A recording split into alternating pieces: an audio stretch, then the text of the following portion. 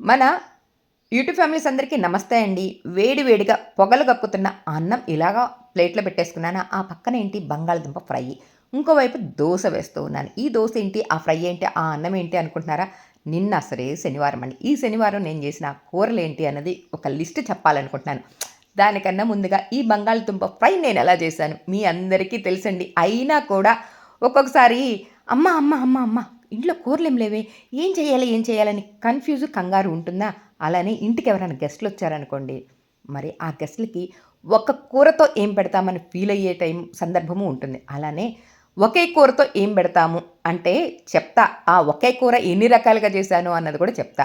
ఈలోపుగా నేనసల ఈ బంగాళదుంపల పైన చక్కగా కడిగి తొక్కు తీసి చిన్న చిన్న ముక్కలుగా కట్ చేసి ఉప్పు నీళ్ళలో వేసుకున్నాను. చూసారా? ఎందుకు వేశాను ఉప్పు నీళ్ళల్లో అన్నది చెప్తా. అలానే పొయ్యి మీద బాండీ పెట్టాను, తాలింపు వేశాను. ఆ తర్వాత బంగాళదుంప ముక్కలు కూడా వేసి కొంచెం అంటే కొంచెం రెండోసారి ఈ ముక్కల్లో ఉప్పు కలిపాను. ఆ తర్వాత పసుపు వేశాను.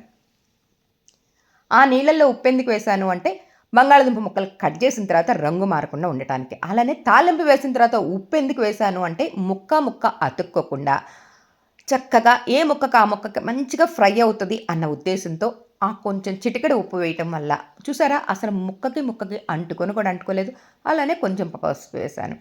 ఇప్పుడు అంటే ఈ ఈ ఆపద టైము అన్నది సారీ ఫ్రెండ్సొచ్చినప్పుడు అప్పటికప్పటికి ఒకే కూరతో బంధువులొచ్చినా, ఫ్రెండ్సొచ్చినా వండి పెట్టటం ఫీల్ అవుతూ ఉంటాం గదా! ఆల్రెడీ నిన్న శనివారం అని చెప్పాను గదండీ! ఈ శనివారం పూట ఏమేం జేశానో తెలుసా? వంకాయ ఫ్రై చేశాను. వంకాయ పెరుగు కూర చేశాను. ఆ వంకాయ పెట్టడం ఏం బావుంటది. అందుకని 2 బంగాళదుంప ముక్కలు తీసుకున్నాను. కాయలు తీసుకున్నాను. ఇదిగో ఇలా కట్ చేశాను. అలా తాలింపు వేశాను. ఇలా బంగాళదుంప ఫ్రై చేసేసాను. చూసారా?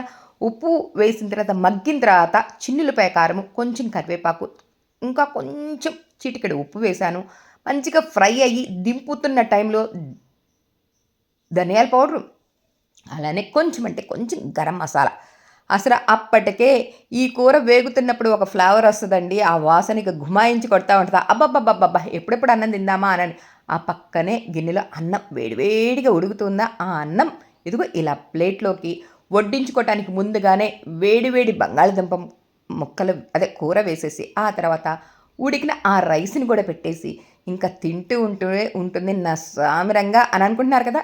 నిజమేనండి. మీ ఊహ హ్యాట్స్ ఆఫ్.